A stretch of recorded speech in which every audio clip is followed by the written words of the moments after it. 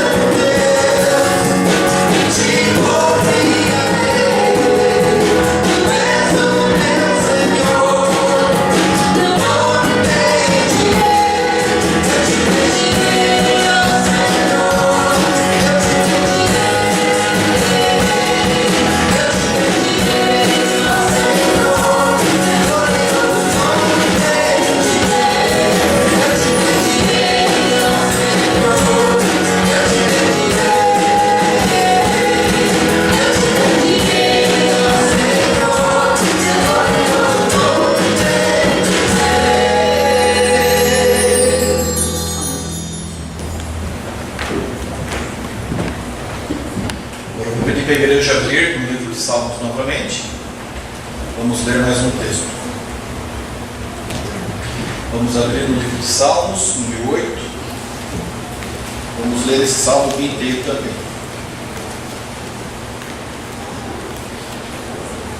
Salmo 8 diz assim: Ó Senhor, Senhor nosso, quão magnífico em toda a terra é o teu nome, pois expuseste nos céus a tua majestade, da boca de pequeninos e crianças de peito suscitaste força, por causa dos teus adversários, para fazeres emudecer o inimigo e o vingador. Quando contemplo os teus céus, obra dos teus dedos, a lua e as estrelas que estabeleceste, que é o homem que dele te lembres, e o filho do homem que o visites? Fizeste, no entanto, por um pouco menor do que Deus, e de glória e de honra o coroaste. Deste-lhe domínio sobre as obras da tua mão, e sobre seus pés tudo lhe puseste. Ovelhas e bois, todos, e também os animais do campo, as aves do céu e os peixes do mar, e tudo que percorre as sendas dos mares. Ó Senhor, Senhor nosso, quão magnífico em toda a terra é o seu nome. O pastor Carlos vai fazer agora a apresentação de mais um nascente filho de homem, feito pouco menor do que Deus quer. Chama aqui à frente os pais, o Silvio e a Lourdes. Está apresentando seu filhinho. Está com 40 dias de vida. A mãe está ali se preparando. A igreja está crescendo. Isso é motivo de alegria em ver os nossos pequenos. Daqui a pouco todos aqui louvando e engrandecendo a esse Deus maravilhoso. Então, a mamãe já vem vindo ali, o bebê, o pequeno Silvio.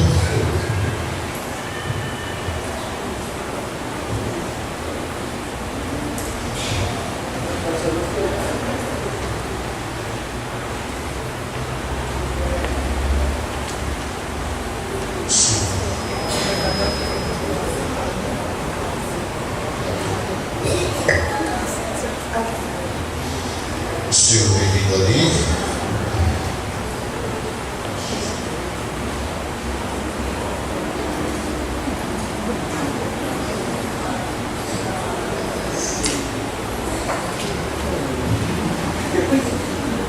Aqui é o Silvio, mais novo membro da Igreja Batista em Brás Cubas, sendo apresentado hoje.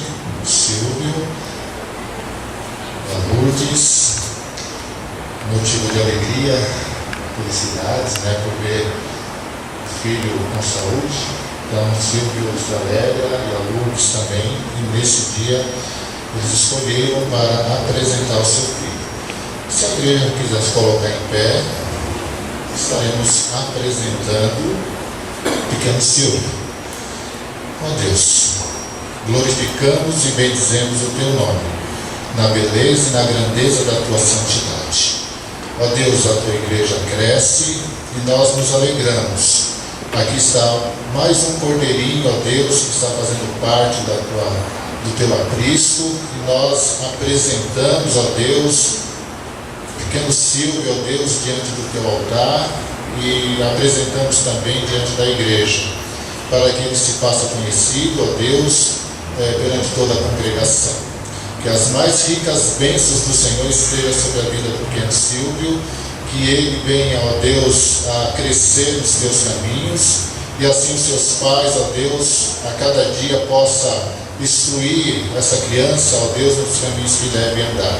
E quando envelhecer, não se desviará dele. E assim, ó Deus, nós apresentamos, ó Deus, nós não sabemos quais são os propósitos que o Senhor tem para a vida do Silvio, mas seja quais forem, ó Deus, um missionário, um pastor, eu sei, ó Deus, que ele será bênção, ó Deus, na sua casa, na sua família e principalmente aqui na tua igreja. E assim nós entregamos essa criança a ti, em nome do Pai, do Filho e do Espírito Santo. Amém. A igreja pode ser. Nós vamos ter agora o momento que é da mensagem de Deus que nós vamos receber do irmão Reginaldo, e antes dele vir aqui à frente, nós vamos ler mais um texto da Bíblia e vamos orar. Eu queria que os irmãos abram no Evangelho de João, no capítulo 1. Evangelho de João, capítulo 1, nós vamos ler dos versículos 1 ao 13.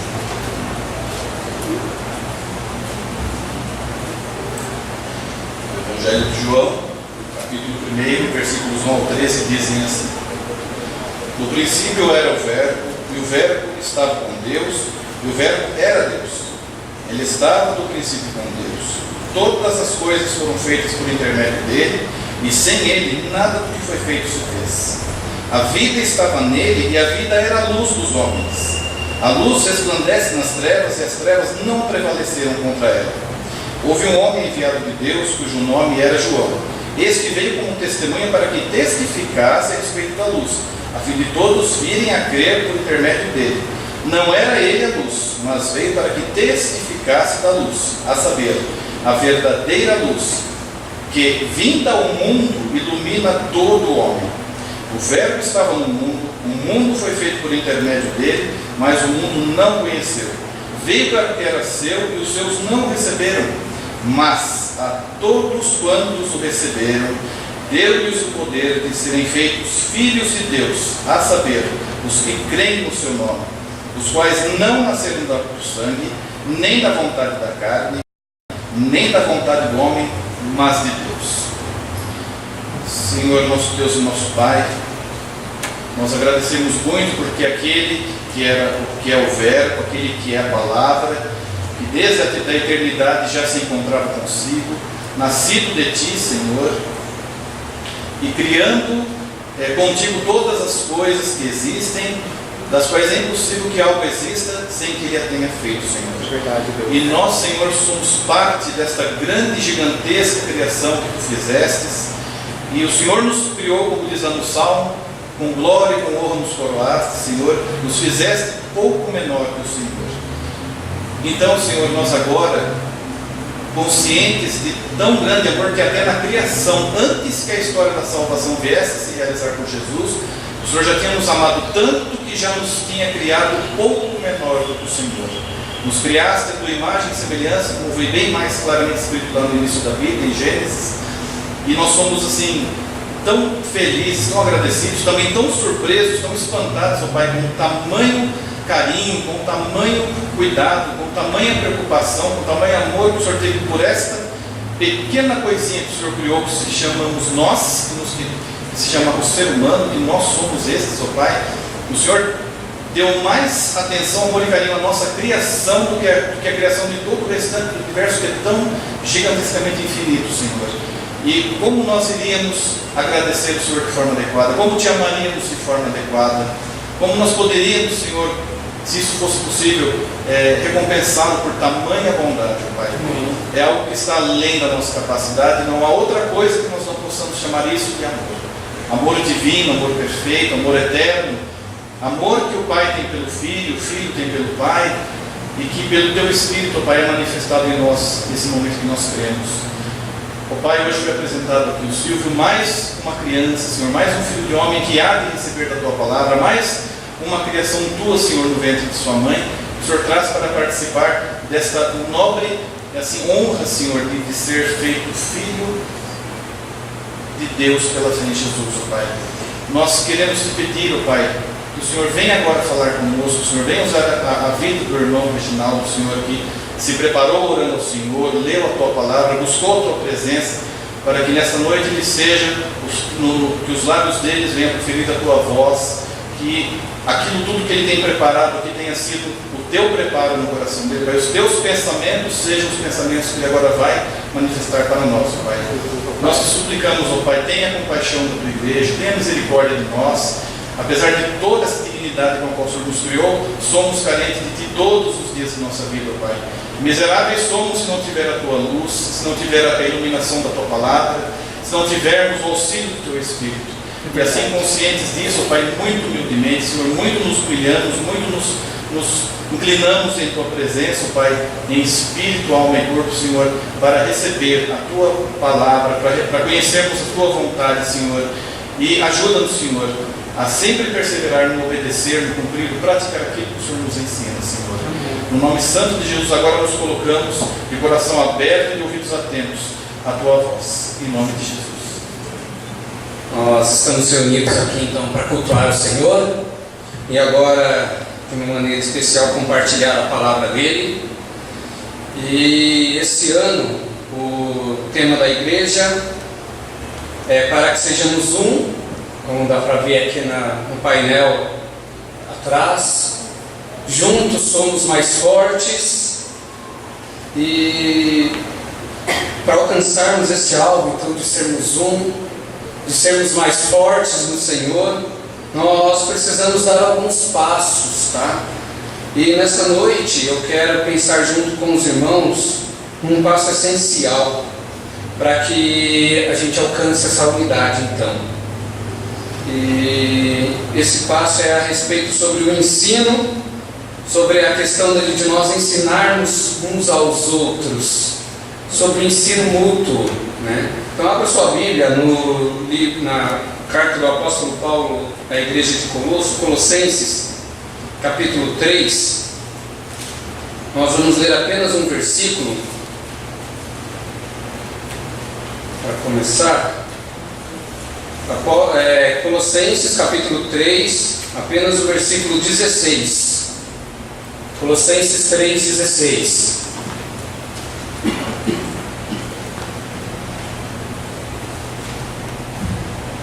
Diz assim a palavra do Senhor: habite ricamente em vocês a palavra de Cristo, ensinem e aconselhem-se uns aos outros com toda a sabedoria, e cantem salmos, hinos e cânticos espirituais com gratidão a Deus em seu coração.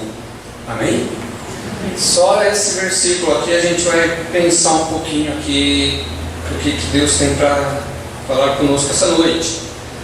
Colossenses então foi uma carta escrita pelo apóstolo Paulo, tá? Isso a tradição da igreja não refuta. Ela foi escrita aos crentes então que se reuniam na cidade de Colossos. E Colossos ele era uma cidade importante da época, que já não estava no seu máximo de prestígio, mas ela era importante porque ela era conhecida como uma cidade ali que tinha muitos comércios, próxima de porto, né? Então ela era bem conhecida, ela tinha sua importância.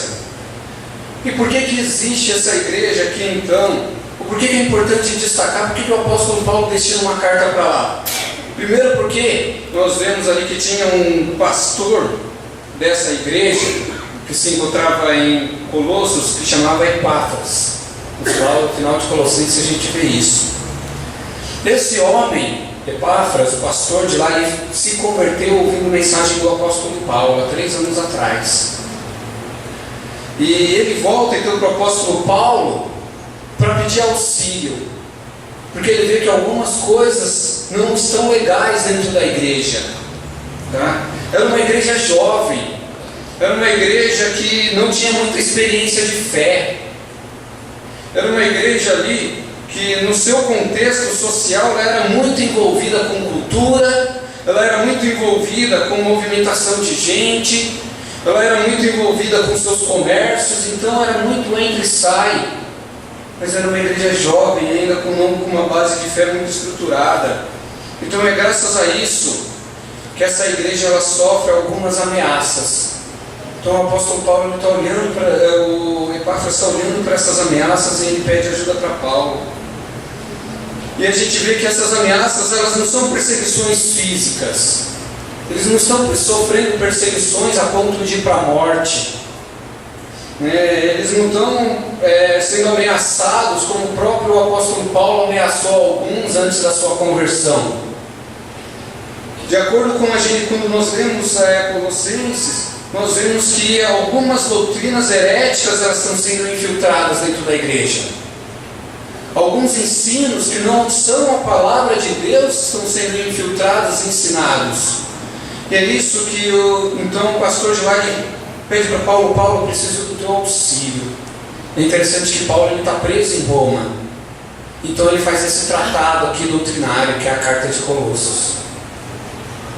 Ele escreve uma defesa apologética contra algumas doutrinas erradas. E o que a gente vê lá em Colossos? A gente vê cerimonialismo, as pessoas valorizando muito mais a cerimônia do que outras coisas. Asceticismo. O que é asceticismo?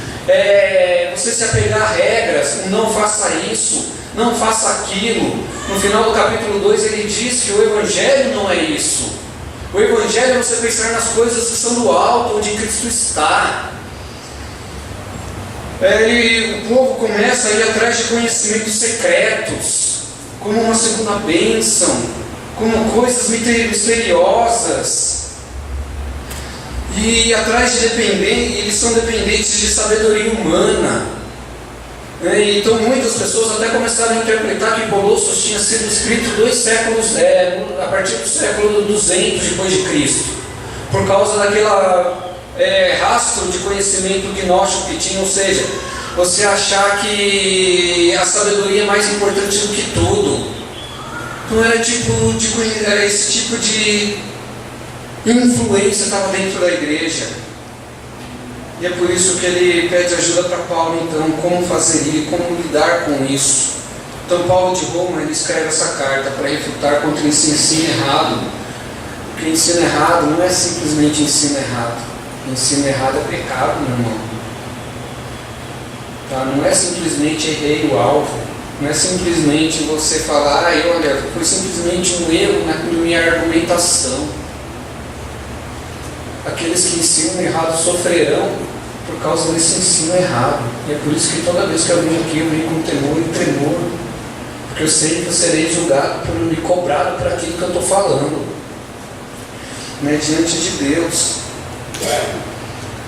Então o apóstolo Paulo, ele começa para refutar esses ensinos errados, esses ensinos falsos, vindo com ensinos verdadeiros. Então o conteúdo da carta do apóstolo Paulo, aqui a Colossenses, é exaltar Cristo. Ele fala que Cristo sim, ele é suficiente. Então, diante do cerimonialismo, diante das pessoas que falam que o importante é você vir para a igreja e cultuar, né? Ele diz, não, Cristo é suficiente. Ele fala, Cristo é a imagem do Deus invisível.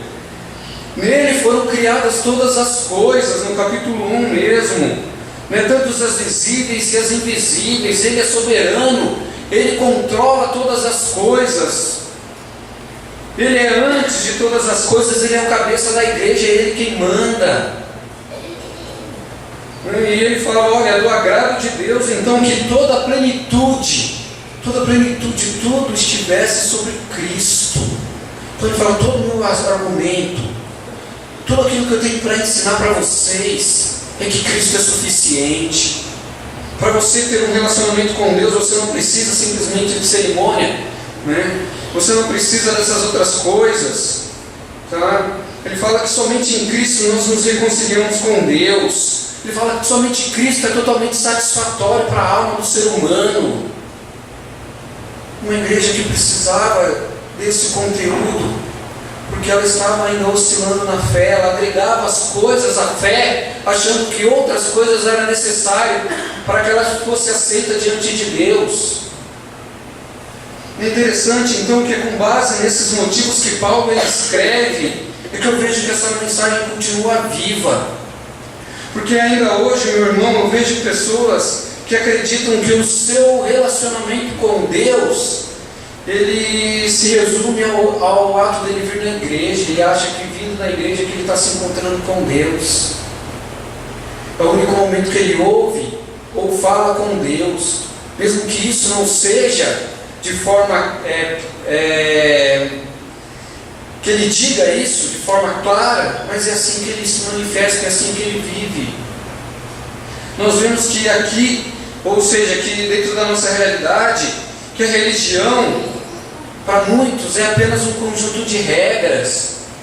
Que você ser crente é você poder fazer as coisas ou não poder fazer as coisas. Tá? Pessoas que dependem muito mais, então, da sabedoria humana. E isso tira a centralidade de Cristo. Então as pessoas incluem coisas nos cultos, incluem rituais, né, para ter relacionamento com Deus, falando que isso é exigência para que você se encontre com Ele. E a sabedoria tem sido pregada nos cultos, a sabedoria humana. Nós vemos vários cultos e pessoas, pregadores na televisão, profetas bocudos aí falando, na verdade pregando autoajuda, pregando psicologia, pregando mensagens de sabedoria humana.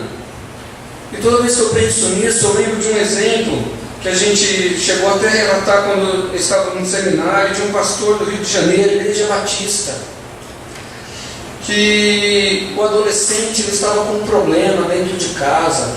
O adolescente teve um problema com a namorada. O pastor ia, dentro do momento que o adolescente vinha conversar com ele, ele falava, vai lá falar com uma psicóloga da igreja, que ela vai te instruir sobre o que fazer.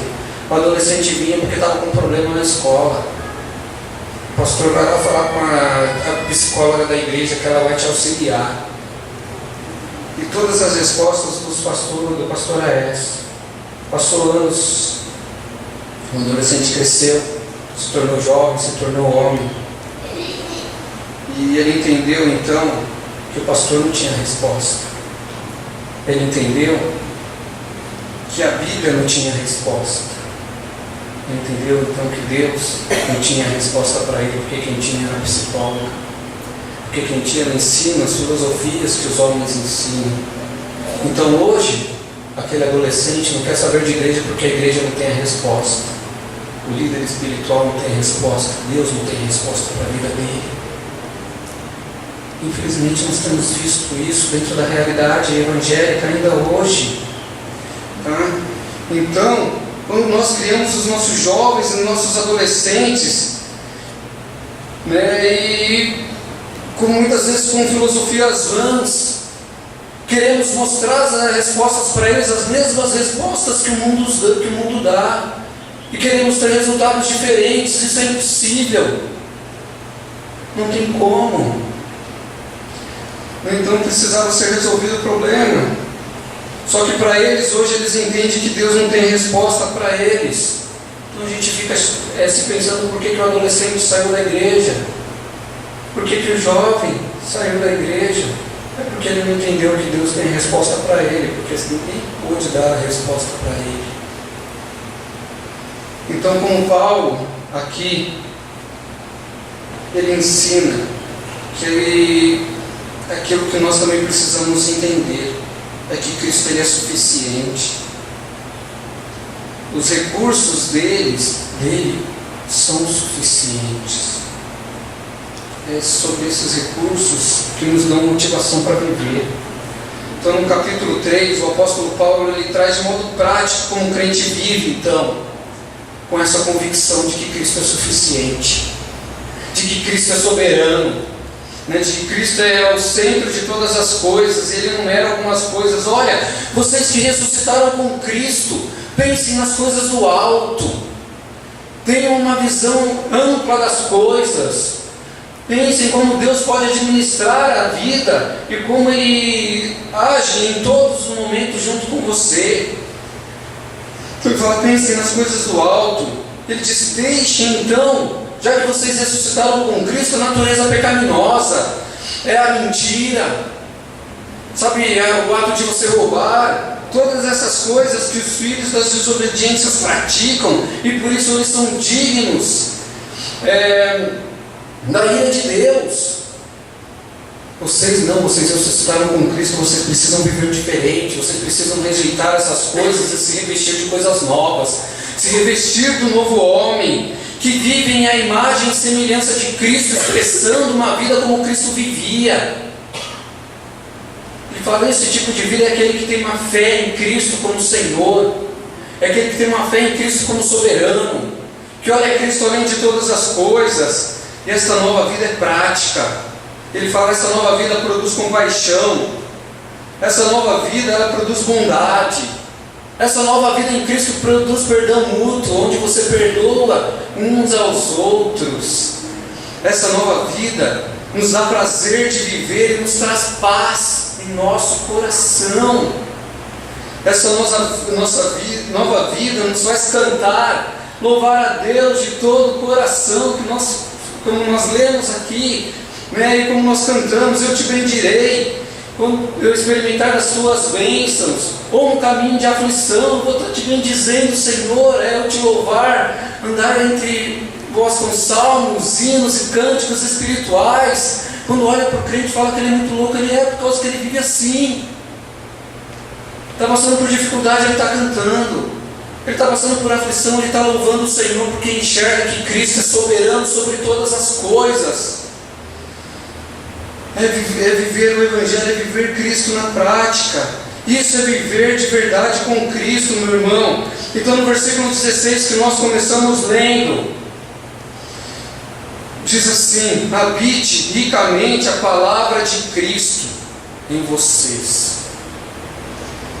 Especificamente aqui o apóstolo então ele traz que o que deve habitar em nós são os ensinos de Jesus. E por que ele fez isso?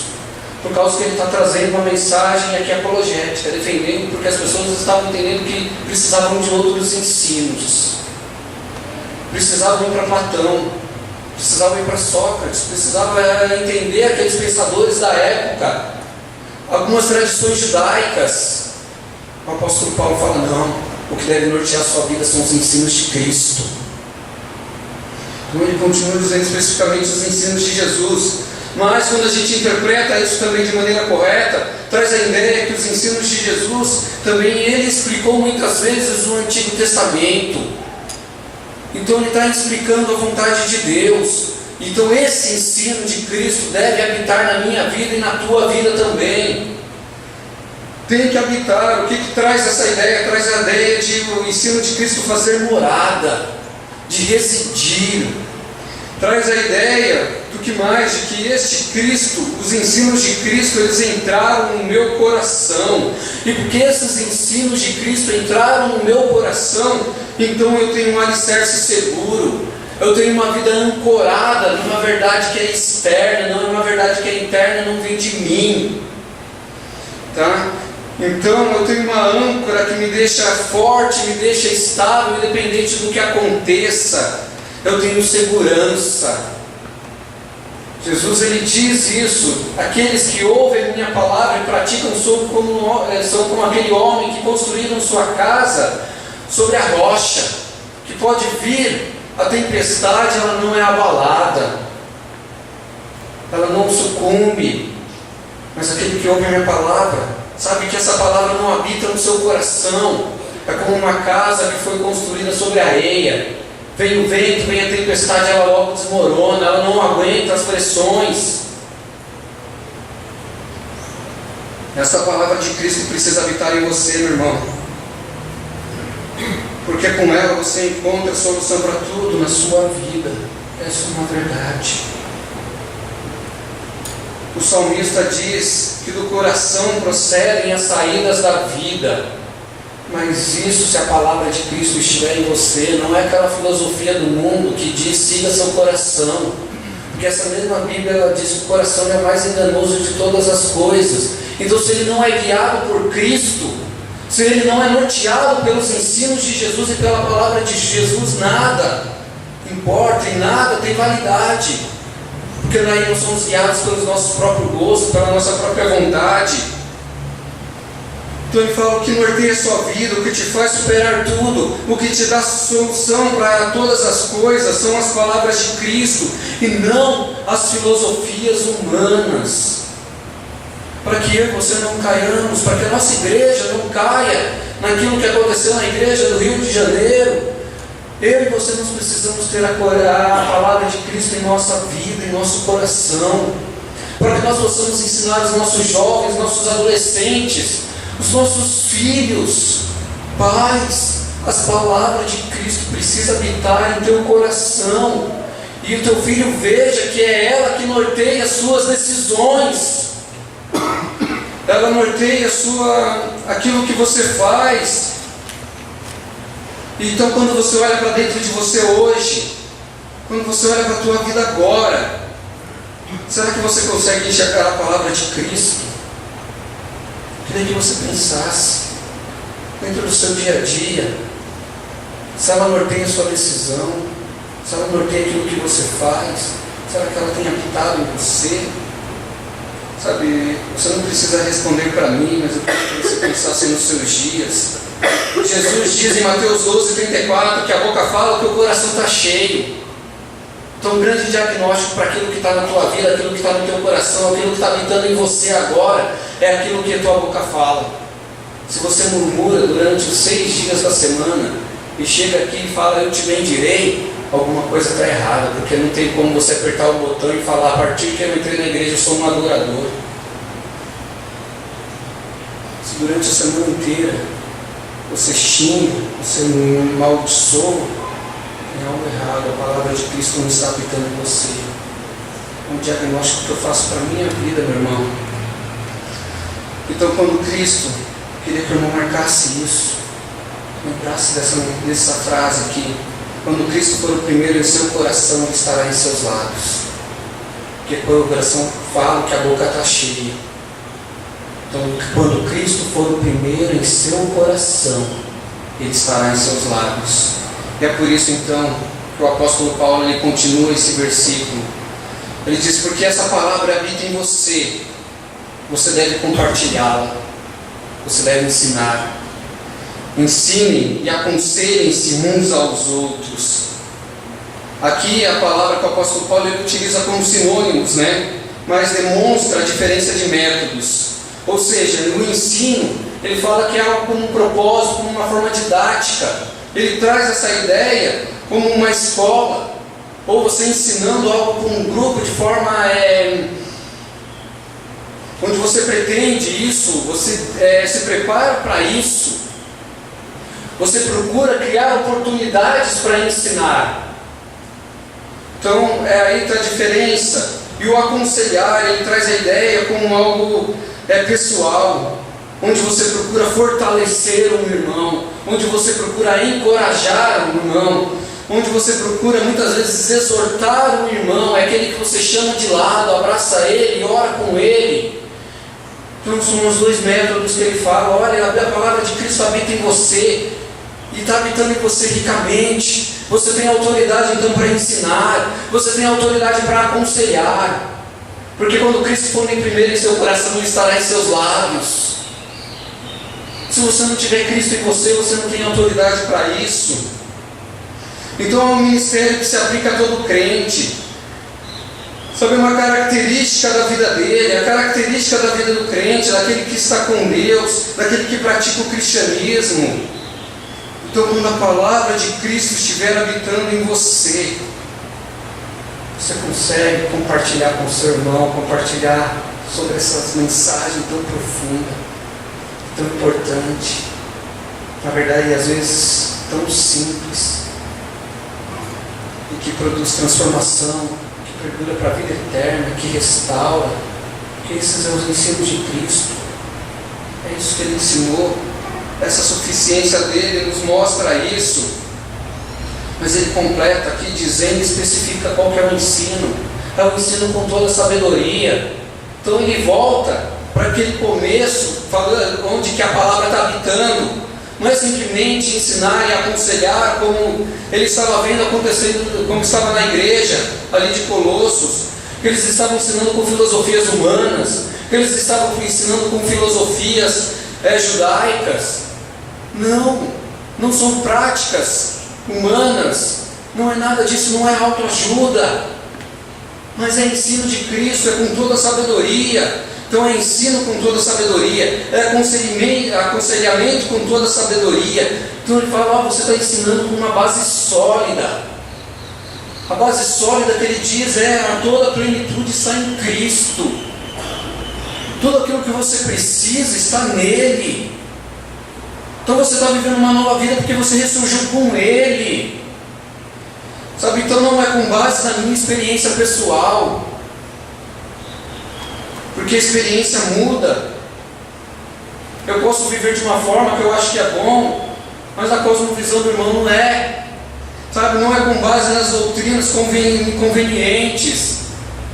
Porque nós temos vivido dentro de uma geração que eles selecionam doutrinas que eles acreditam. Aquela que eu gosto eu vou abraçar, mas aquela que eu gosto eu acho que Deus está errado nesse momento. Então, com toda a sabedoria, não é nessas doutrinas convenientes, não é com base na sabedoria do homem, não é na base na sociologia, na antropologia, na psicologia, filosofia, não é isso. É com a base sólida dos ensinos de Cristo. A base sólida que ele diz, então, no final do capítulo 2, quando ele fala, olha, não se preocupem com aquela... A questão não é do não pode ou não faça isso, não são regras, não toque, não manuseie. Sabe, esses são mandamentos e ensinos humanos, capítulo 2, versículo 22 e 23. Essas sabedorias de regras têm o seu valor, mas muitas vezes elas não refreiam o impulso da carne.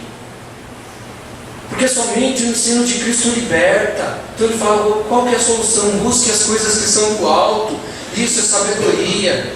Meu irmão, então você tem uma responsabilidade vertical e uma responsabilidade horizontal. Eu queria que você lembrasse disso também. Você tem uma responsabilidade diante de Deus. Você tem uma responsabilidade com Jesus. Ele vai pedir satisfação por tudo que você faz, por tudo que você fala. Eu já te disse também que eu não posso medir a influência que eu tenho. Algumas palavras que eu digo, eu vejo pessoas repetindo. A gente ministrou o curso lá na igreja de Suzano, E eu lembro que depois de 3 meses que eu fui de novo para conversar e falar com os irmãos, levar uma palavra, compartilhei com o irmão, né? Primeiro dia de aula, ele, tudo bem com o irmão, é o melhor que mereço, né? Isso gravou na cabeça do irmão. Depois de 3 meses, o irmão, eu cumprimentei, irmão, tudo bem, ele é melhor do que eu mereço. Isso é muito sério. Então eu tenho uma responsabilidade diante de Deus, que é uma responsabilidade vertical, eu tenho uma responsabilidade horizontal, que é uma responsabilidade para quem está me ouvindo. Você tem uma responsabilidade para o irmão que está do teu lado.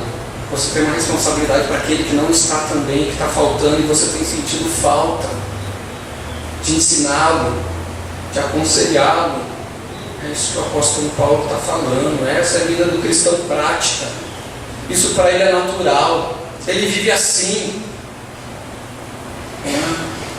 É a prática de vida dele. E o interessante é que ele fala: olha, você tem que falar, você tem que ensinar, você tem que aconselhar com toda a sabedoria, porque a palavra de Deus está habitando em você. Daí você não fala. E uma das coisas que eu quero que você grave também aqui, que o diabo ele não quer que você fale, porque ele não quer que a palavra de Deus habite ricamente no coração das outras pessoas também. Ele não quer que a libertação que vem de Cristo, daqueles que ressuscitaram com Cristo, seja manifesta. Então existe essa luta. Então o apóstolo Paulo fala aí, incisivamente, que ele enfatiza de forma grandiosa que a vida cristã está resumida nessa cosmovisão de que Cristo é suficiente, que Cristo é a base de tudo, que os ensinos de Cristo têm que ser a nossa regra de fé e prática. Aquilo que Cristo fez é o que eu tenho que fazer. Então, para o apóstolo Paulo, Cristo, somente Cristo. Ele diz: toda a plenitude está nele, foi Deus que quis isso. Deus colocou sobre ele todas as coisas, e a tua vida está na mão dele. Você está nas mãos do Senhor. Então foi isso que o apóstolo Paulo compartilhou com aqueles irmãos que precisavam crescer na fé. Aqueles irmãos que achavam que precisavam de outras coisas para experimentar a glória de Deus, para aqueles irmãos que achavam que a vida cristã se resumia a cumprir com o checklist da vida cristã, com ritualismo, de vir para a igreja, achar que isso era suficiente. Fala: não, a vida cristã é você ter Cristo como prioridade em todas as coisas, e você pratica isso andando na rua, você pratica isso porque seu coração foi transformado. Então você deixa o pecado e se reveste do novo homem. Então você ensina, você aconselha com toda a sabedoria. Você anda cantando, salmodiando, louvando a Deus com todo o seu coração, porque você é grato e vê Jesus vivo na tua vida. E fala: isso é vida cristã. Então você precisa não simplesmente acreditar nisso, mas ensinar uns aos outros. Você tem uma responsabilidade, do maior até o menor aqui, do mais novo até o mais velho. É uma responsabilidade sua. Não é só do pastor, não é só do líder. O apóstolo Paulo está falando com uma igreja que tem Cristo como prioridade. Ela compartilha, ela ensina, ela não simplesmente joga a responsabilidade para a psicologia, para o sociólogo. Ele diz: não, a palavra de Deus é a solução para você. Senta aqui, vamos ver junto. Mas ela precisa habitar em você primeiro. Então o apóstolo Paulo falou isso para aquela igreja. Deus está falando com você hoje. Então a minha oração verdadeira, sabe, com toda sinceridade, que essa palavra habite no seu coração, a ponto de você sair daqui hoje desejoso de estudar mais essas palavras de Cristo, guardá-la no seu coração para que você encontre a saída para a sua vida. Sabe, pare de usar muletas. Encontre solução no Senhor. Sabe, compartilhe essa verdade com outras pessoas. É isso que o apóstolo Paulo está falando. Quando Cristo vai encerrar, quando Cristo for o primeiro em seu coração, Ele estará em seus lares. Quando Cristo for o primeiro em seu coração, Ele estará em seus lares. Que Deus os abençoe.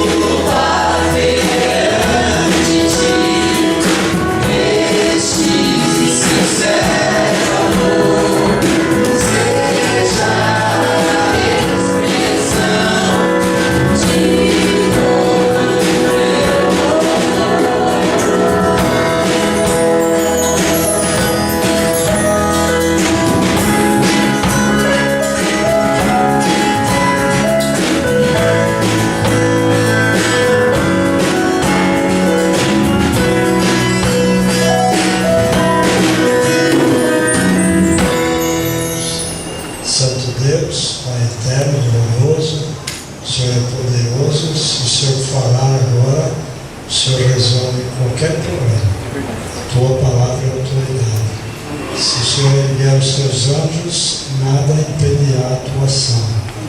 Por isso, ó Deus, nós cremos, mas muitas vezes o Senhor não responde às orações, muitas vezes não é bem como as pessoas esperam, mas nós queremos em tudo te louvar e te adorar e dar graça. Amém. Porque acreditamos que todas as coisas cooperam para o bem daqueles que te amam. Nesse momento, os enfermos que estão aqui, se desejam ser curados, o Senhor esteja com eles, curando, restaurando, abençoando. Se não estão aqui, estão sendo lembrados que aonde eles estão, o Senhor os vê, o Senhor pode curar e salvar também. Mas eu peço, mais que tudo, a cura e a salvação espiritual daqueles que buscam, daqueles que desejam e que querem na sua vida. Também os que procuram emprego, têm soluções, comprar, vender, ou então trocar um imóvel, cargo, profissão ou escola. Que o Senhor abra as portas, que o Senhor clareie os caminhos para que os teus filhos possam caminhar seguros e que o Senhor tem planos bons e quer o melhor dentro daquilo que está sendo feito, mas que seja feito com espiritualidade e dependência do Senhor. Abençoe as famílias, aqueles que precisam de ajuda, abençoe os teus filhos nas suas decisões pessoais. Nós te pedimos porque cremos que é impossível ter estado diante do Senhor e não receber nem que seja um agradozinho. O Senhor sempre agrada os teus filhos como crianças. E te agradecemos esse agrado e as grandes bênçãos. Em nome de Jesus.